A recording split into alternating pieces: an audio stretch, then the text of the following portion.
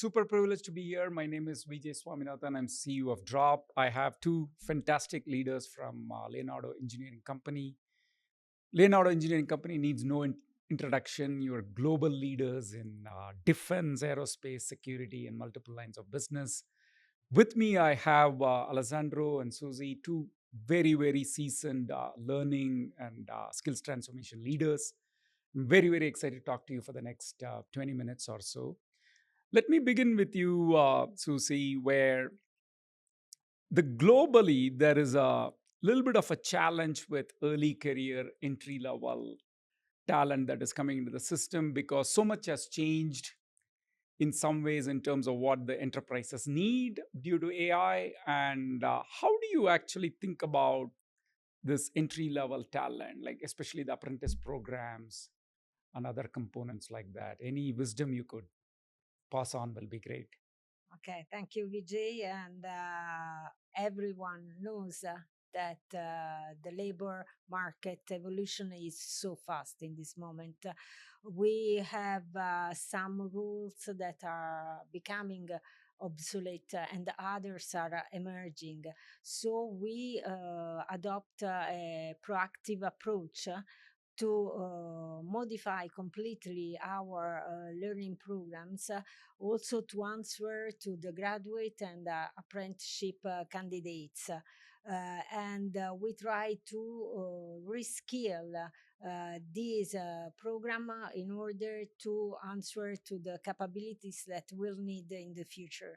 For this reason, we're revising completely our professional system and leveraging advanced tool and AI-based tool, of course, to answer to these requirements, to these new requirements. So we implemented our professional system to maintain and to map all the organizational roles, skills, and core competencies. And this allowed us to monitor the role evolution. Of course, due to this transformation is due to the digital transformation, but also and especially with an impact by AI. We also, thanks to some AI platform, we are able to go in deep and analyze this rule and to found the existing and emerging skills that we need for our business requirements. These platforms are the characteristic to and to provide granularity insight that answer to behavioral traits, technical competencies, but also cognitive capabilities for our people. And we use AI analytics also to project and how these specific skills are an impact on our learning program. So the combination of our professional system linked to AI platform, this combination allow us to assess the new employees and give the opportunity to design also development tailored program. Last but not least, Leonardo Academy. Leonardo Academy is a key pillar for our transformation. And of course, in Leonardo Academy, we will use also AI tools data driven. Got it. Got it. So, ton of work is what I can summarize at both at a role level Yeah. and extracting the competencies and the skills that you're going to do. Just curious, one follow up question on that. That requirement then feeds into your early career hiring in terms of what skills we really need to go after at each role level. Is that how you do it? Yes, Okay, exactly. got it. Exactly. Got it. That's very, very helpful for I'm sure very helpful for many leaders.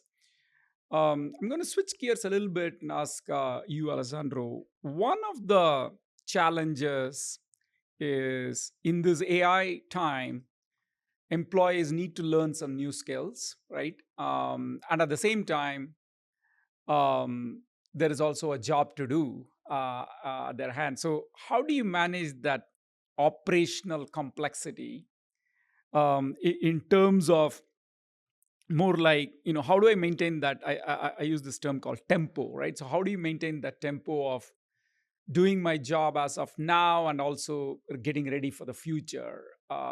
Seems like many orgs are struggling, and I know, love to hear from you what your thoughts are. Balancing learning with high operational demands is not easy. Uh, a strategic and embedded approach is needed. So rather than considering learning as something separate from work, we focus on integrating learning into the flow of operations. And this can mean using microlearning that fit into short time windows, leveraging on leveraging digital platform that allow asynchronous learning, identifying also and empowering learning champions within the teams.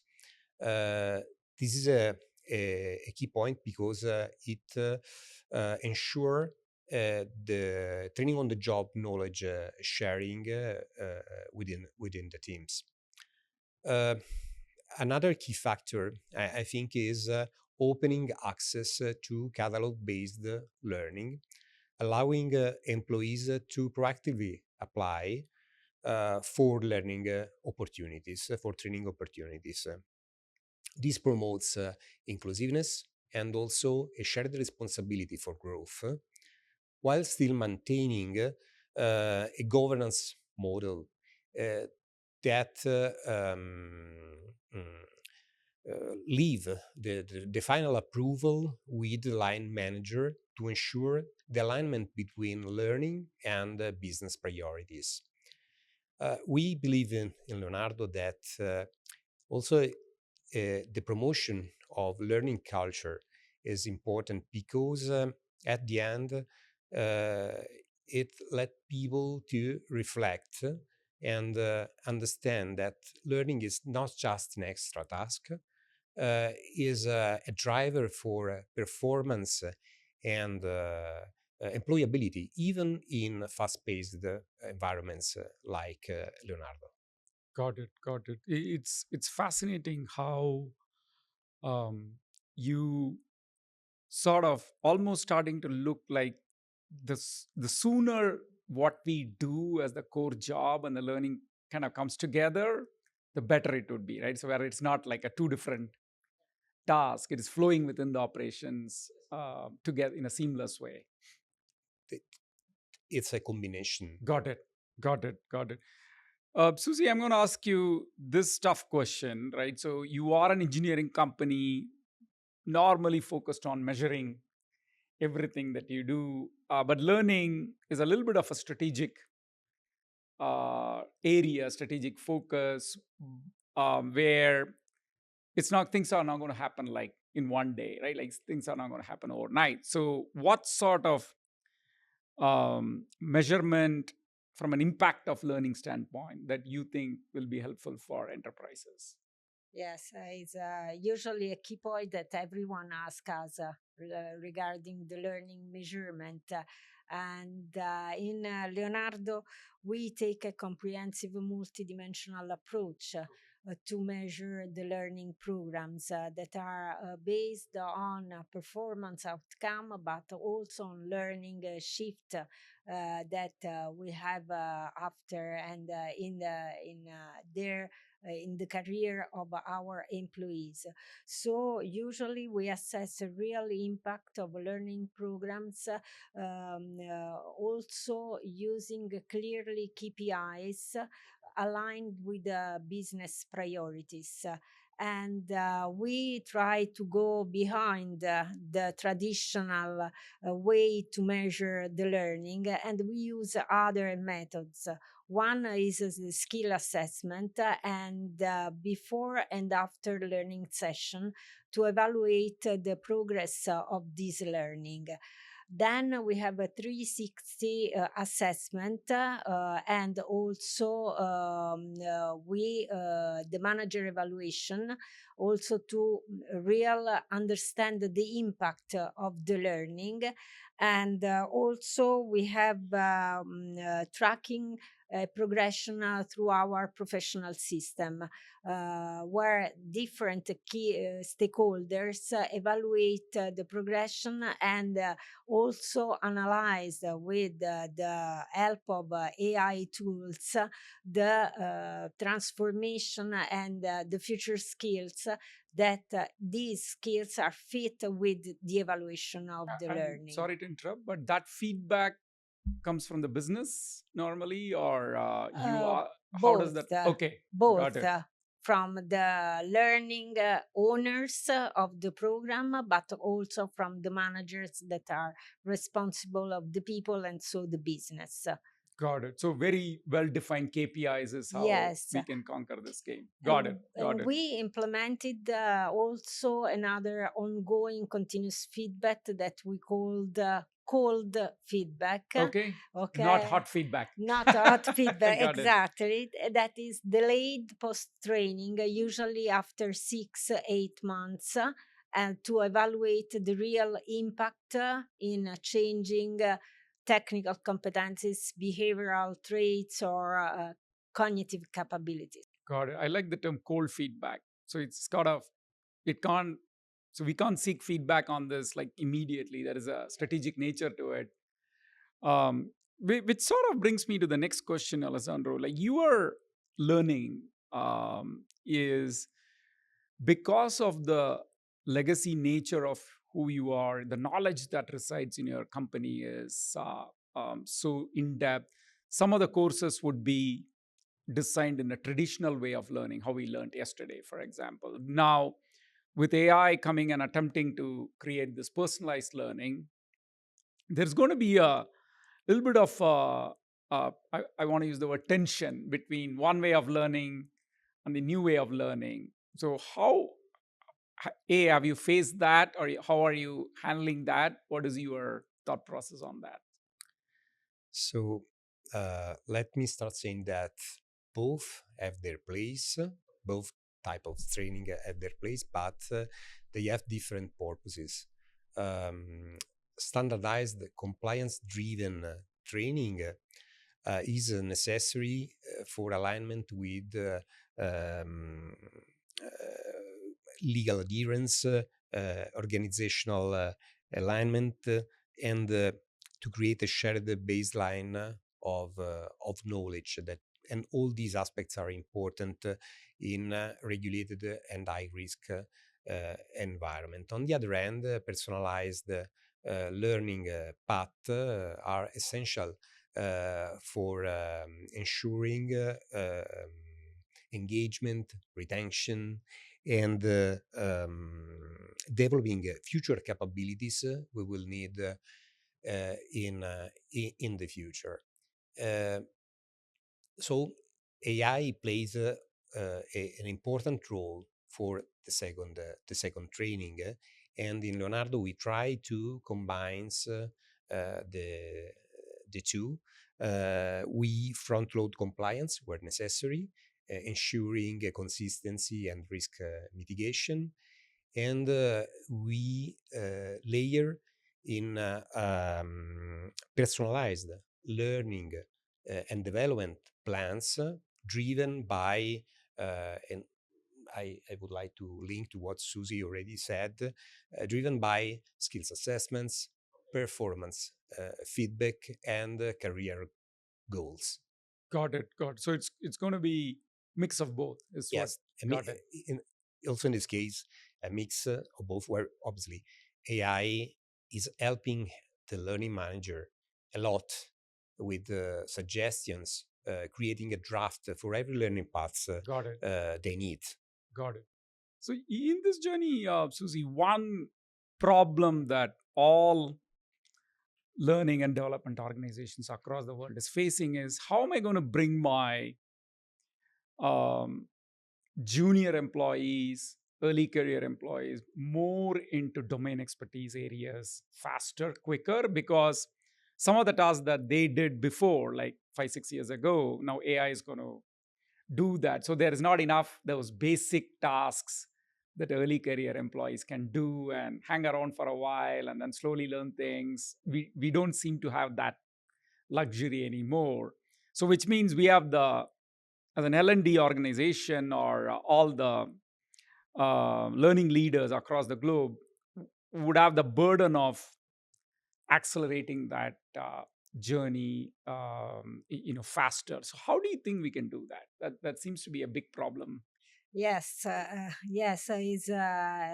We know that the new generations are expectations and also different motivation, and they push us to have a very an accelerate career Okay. in the company.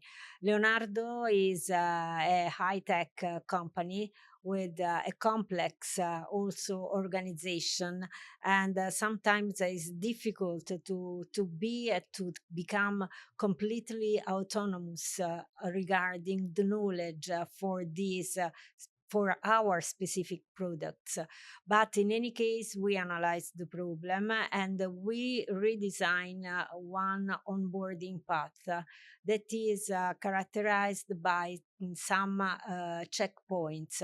These checkpoints are based on two main elements. One is the challenge that we will give to the young generation, but also the scope to understand why and why I ask to do this task, this single task in a whole environment. So this is the scope that they ask us to understand.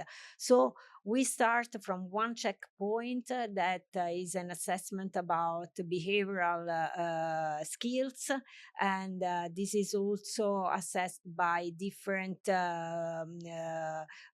methods, but also the different stakeholders.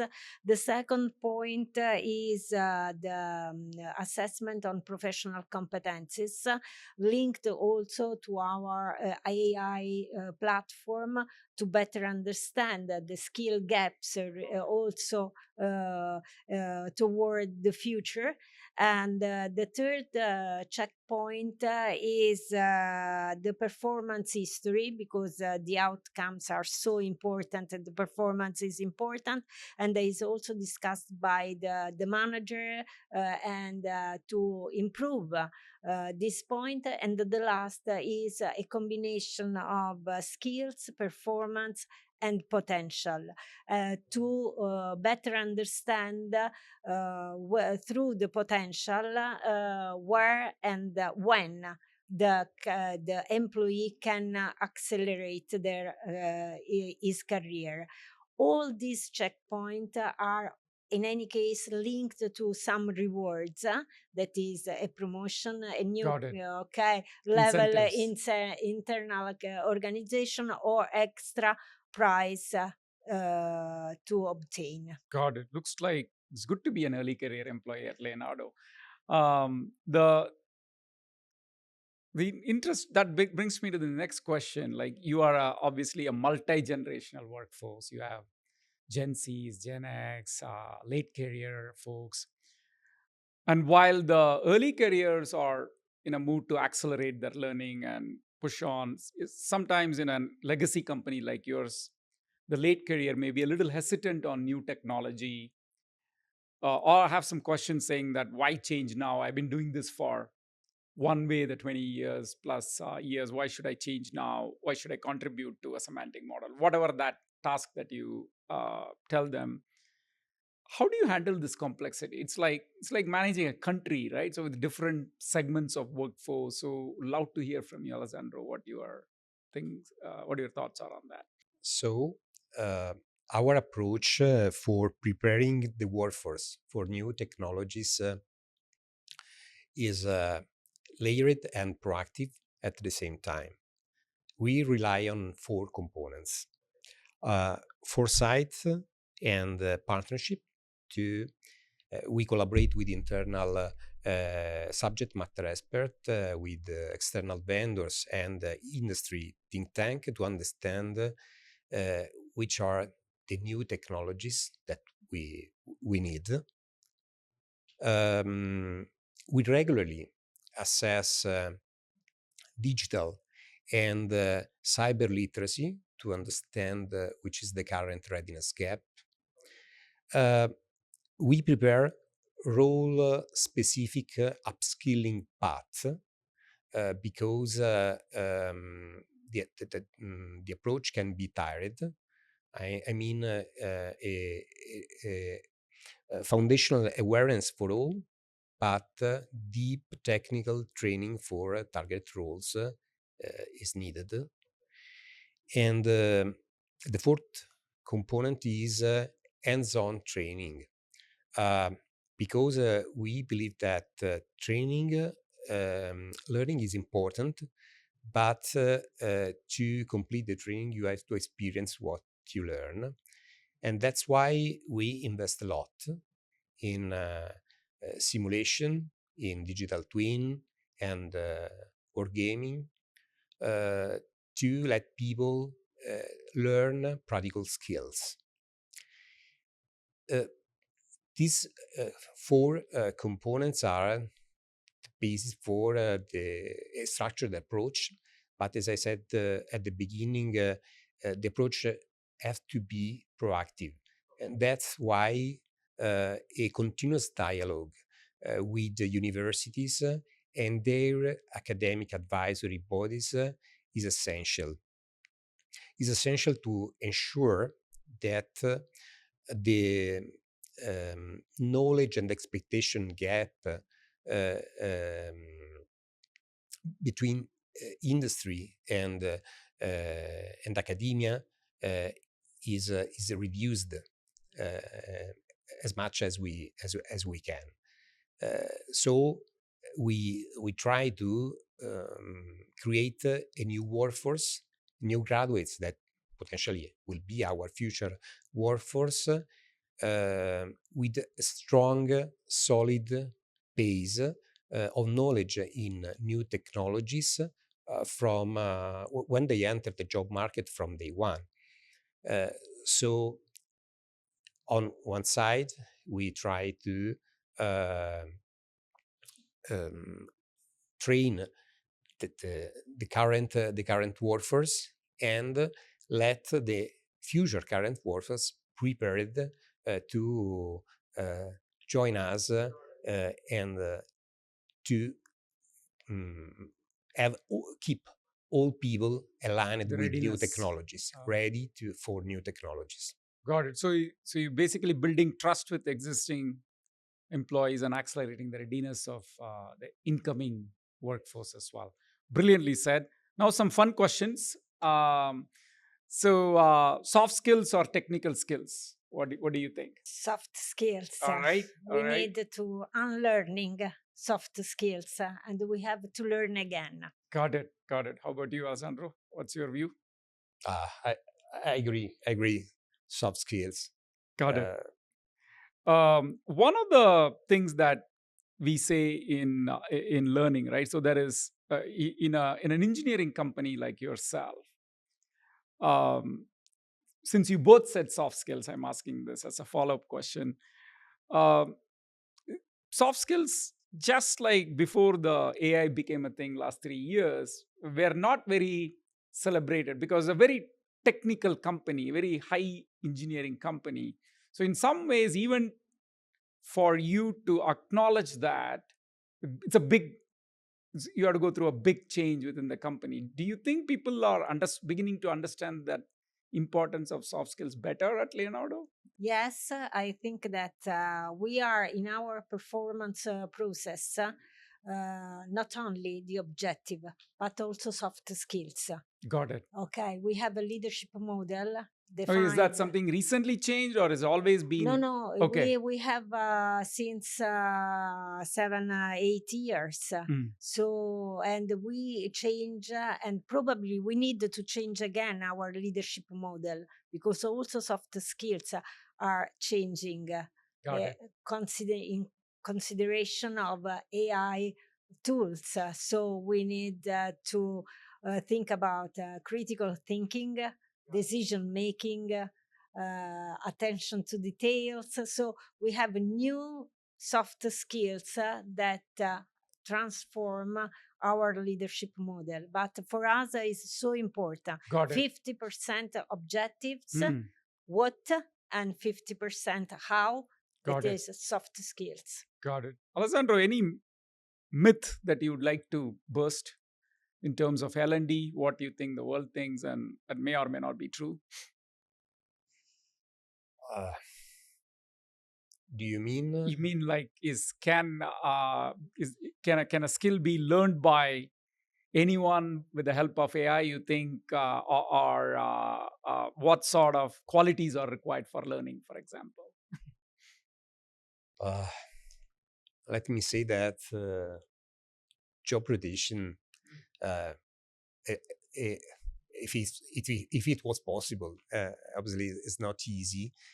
An extreme job rotation will be very useful. Okay. I mean, job rotation across functions and countries can help. Got it. And you think that's not done very well across the industry, not just Leonardo? You think that's a challenge that we have? It's a challenge because it's an organizational challenge, first of all. Got it. And as all changes, has its costs. So Right. It's not easy to find the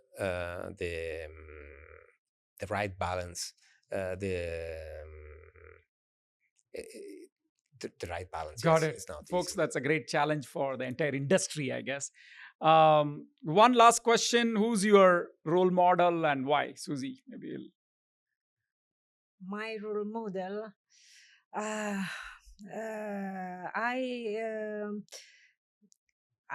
have.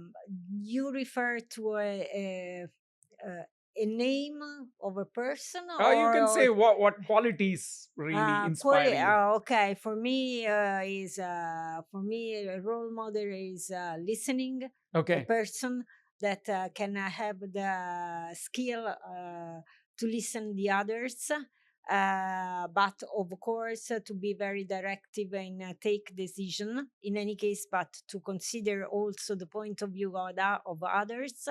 But also for me is very important open-minded, okay, and curiosity. Got it. Okay. So whoever has open mind and listening skills, they are your role model. Yes. Great. How about you?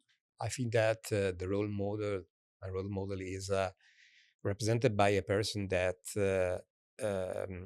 is able to not be a boss but a leader, that can support the people who works with, sharing his knowledge and try to give him the right feedback at the right moment. Got it. Because these help people to grow and to be more solid in their career.